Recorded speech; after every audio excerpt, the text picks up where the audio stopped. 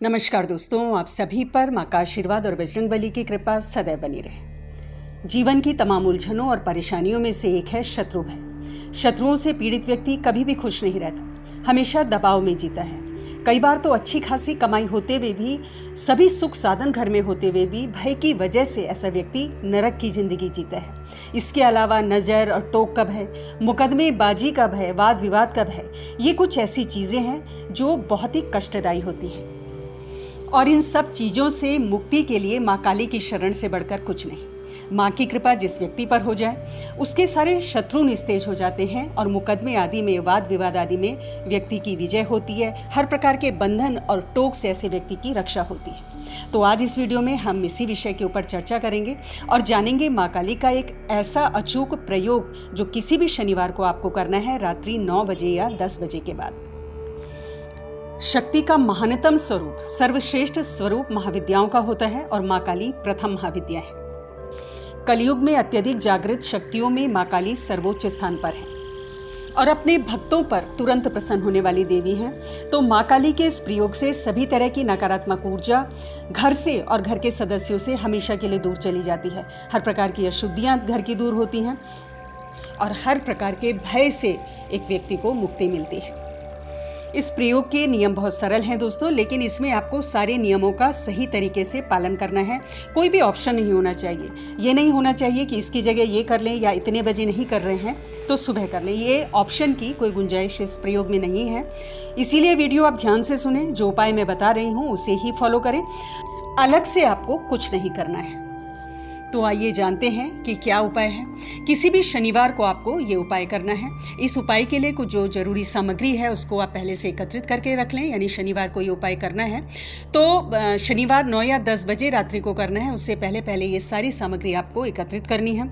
तो इस सामग्री में आपको चाहिए एक काला कपड़ा जिसमें 21 साबुत उड़द के दाने आपको रखने हैं। तो कपड़ा बहुत ज़्यादा बड़ा ना हो, 21 साबुत उड़द के दाने आ जाएं, इतना हो, लेकिन हाँ नया हो, पहले प्रयोग नहीं किया गया हो। इसके अलावा आपको एक पीपल का पत्ता चाहिए, एक नींबू चाहिए, 2 लौंग, 2 बताशे चाहिए माँ को भोग लगाने के लिए। इसके अलावा माँ को नैवेद्य में आपको मिठाई अर्पित करनी है। पेड़े हो तो सर्वोत्तम है। अगर पेड़ों की व्यवस्था नहीं हो रही है तो कोई भी सफ़ेद मिठाई आपको माँ को अर्पित करनी है।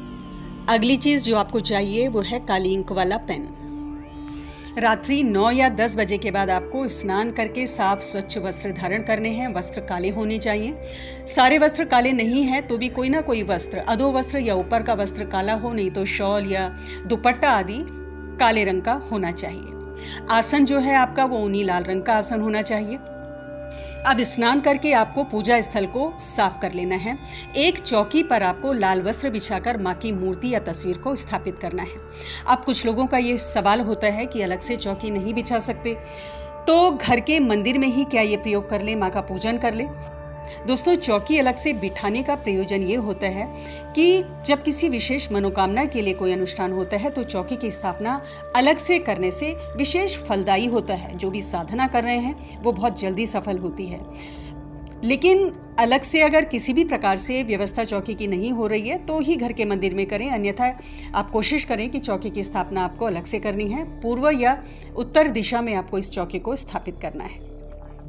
इसमें जो दीपक लगेगा वो सरसों के तेल का लगेगा और एक तांबे के पात्र में आपको जल भर के रखना है। उस जल में आपको एक चुटकी काले तिल, थोड़ा सिंदूर मिलाकर डालने हैं और उस तांबे के पात्र को आपको चौकी पर स्थापित करना है माँ की मूर्ति के दाईं तरफ। काले कपड़े में 21 साबुत उड़द के दाने भी आपको पूजा स्थल पर ही रख देने हैं, यानी चौकी के ऊपर आप रख दें। अब आपको दीपक को प्रज्वलित कर लेना है। सबसे पहले आपको गणेश जी का ध्यान करना है। भगवान गणेश से इस साधना में सफलता का आशीर्वाद लेना है। ओम गं गणपति नमः इस मंत्र की एक माला का जप करना है। फिर अपने गुरु का आशीर्वाद लें, गुरु मंत्र की एक माला का जप करें। तत्पश्चात भगवान शिव के मंत्र का आपको जप करना है। ओम नमः शिवाय एक माला जप करेंगे। भगवान शिव से साधना में सफलता का आपको आशीर्वाद लेना है। अब माँ का आपको पंचोपचार पूजन करना है। धूप, दीप, अक्षत, पुष्प आपको माँ को अर्पित करना है। नैवेद्य माँ को अर्पित करना है। सिंदूर माँ को अर्पित करना है। और नैवेद्य में जैसे मैंने बताया 2 लौंग, 2 बताशे और कोई भी सफ़ेद मिठाई या पेड़े आपको माँ को अर्पित करने हैं। माँ का पंचोपचार पूजन करने के बाद आपको संकल्प लेना है। इसके लिए दाएं हाथ में जल, अक्षत और एक पुष्प ले लें। माँ को अपना नाम बताना है और जिस भी मनोरथ की पूर्ति के लिए आप ये उपाय कर रहे हैं वो माँ को बताना है। यानी किसी भी भय से मुक्ति के लिए प्रयोग है तो शत्रु का भय है तो वो माँ को बताएं।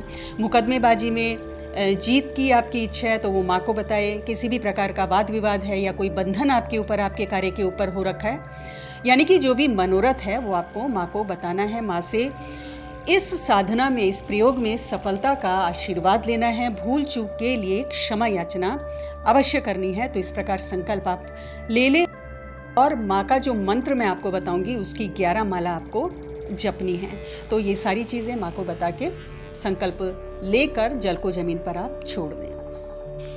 संकल्प के बाद आपको माँ का जो मंत्र है ओम क्रीं कालिकाय नमः, इस मंत्र की 11 माला जप करनी है रुद्राक्ष की माला से। जब आपका मंत्र जब पूरा हो जाता है तो जो नींबू आपने रखा है अपने पास उसको 2 भागों में काट लें और दोनों भागों में सिंदूर लगाकर माँ के चरणों में आपको अर्पित कर देना है।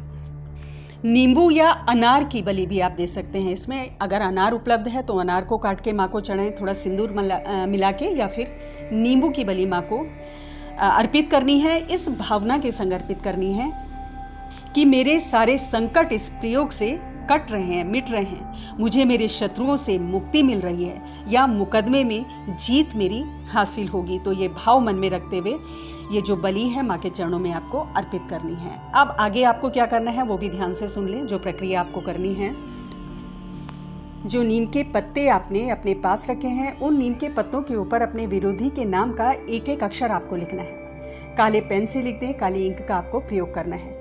जितने अक्षर का नाम आपके विरोधी का है उतने ही पत्ते आपको लेने हैं और एक एक पत्ते पर अपने विरोधी के नाम का एक एक अक्षर लिखकर पूरा नाम लिख दें। अब इन पत्तों को माँ के चरणों में आप अर्पित कर दें। माँ से पुनः इस प्रयोग में सफलता के लिए आप प्रार्थना करें और भूल चूक की माफ़ी मांगें। फिर उन नीम के पत्तों को माँ के चरणों से हटाकर जिस कमरे में आप प्रयोग कर रहे हैं उसी कमरे में दक्षिण दिशा की तरफ रख दें और उसके ऊपर एक वेट रख दें, यानी कि कोई पत्थर रख दें। और जो पत्ते आप रखेंगे वो एक के ऊपर एक आपको रखना है और उसके ऊपर आपको वेट रखना है, कोई पत्थर रख देना है। ये सब क्रिया आपको शनिवार को करनी है। अब दूसरे दिन आप क्या करेंगे इसको भी ध्यान से सुन लें। दूसरे दिन सुबह जितनी जल्दी हो सके आप उठ जाएं, स्नान आदि करके स्वच्छ वस्त्र धारण कर लें। उसके बाद अपने स्थल पे जाएं, पूजा स्थल पे। वहाँ पे काले कपड़े में जो आपने उड़द की दाल रखी हुई है तो उस काले कपड़े को बांध कर दाल समेत, उड़द की दाल समेत अपने सर के चारों ओर ऊपर से 7 बार वारना है। क्लॉकवाइज आपको अपने सर के ऊपर से उस काले कपड़े को वारना है। अब उसके बाद जो नीम के पत्ते आपने दक्षिण दिशा में दबाए हुए हैं पत्थर के नीचे, उन नीम के पत्तों को लेकर उस काले कपड़े में उड़द की दाल के दानों के ऊपर आपको रख देना है और अच्छे तरह से उस काले कपड़े की आपको गठरी बांध देनी है।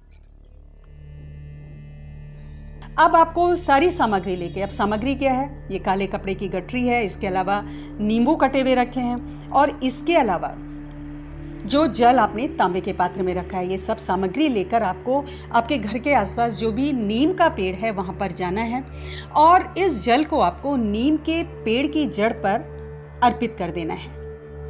इसके अलावा ये जो काले कपड़े की गठरी है तो वहीं ज़मीन में आपको, नीम के पेड़ के पास की ज़मीन में गड्ढा खोदकर ये सारी सामग्री आपको ज़मीन के अंदर दबा देनी है और ऊपर से जो 2 नींबू आपने लिए हैं उसको निचोड़ लेना है। उस ज़मीन पर जहाँ पर आपने गठरी दबाई है उस नींबू को निचोड़ लेना है। और जितनी देर आप नींबू निचोड़ रहे हैं मन में ये भाव रखें कि जो भी आपका दुश्मन है, आपका जो विरोधी है, वो आपके जीवन से हमेशा के लिए माँ की कृपा से, माँ काली की कृपा से हमेशा के लिए दूर चला गया है। इस तरह से आपको मन में भाव लाते हुए वो नींबू इसके ऊपर, ज़मीन के ऊपर निचोड़ देने हैं। नींबू के छिलके आप वहीं पर छोड़ सकते हैं और एक सरसों के तेल का दीपक या तिल के तेल का दीपक आपको नीम के पेड़ पर लगाना है। घर में जो आपने प्रसाद रखा है रात्रि को, माँ को जो प्रसाद चढ़ाया है वो दूसरे दिन आप ग्रहण कर लें।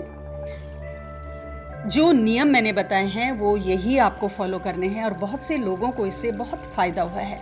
अगर आप भी अपने जीवन में किसी ऐसी परेशानी से जूझ रहे हैं, शत्रु के भय से जूझ रहे हैं या किसी भी प्रकार का वाद विवाद है, कोई भी बंधन रोक टोक आपके ऊपर और आपके काम के ऊपर है, तो इस प्रयोग को आप ज़रूर करें और इसका जो लाभ है वो आप अपनी आंखों से देखेंगे। बहुत जल्द इसका लाभ आपको शुरू हो जाएगा 3 शनिवार के अंदर ही अंदर। तो दोस्तों, आज की वीडियो में इतना ही। अगली वीडियो में बहुत जल्द मिलती हूँ। तब तक के लिए अपना ध्यान रखें, स्वस्थ रहें, खुश रहें, मस्त रहें। जय माता दी, जय बजरंगबली।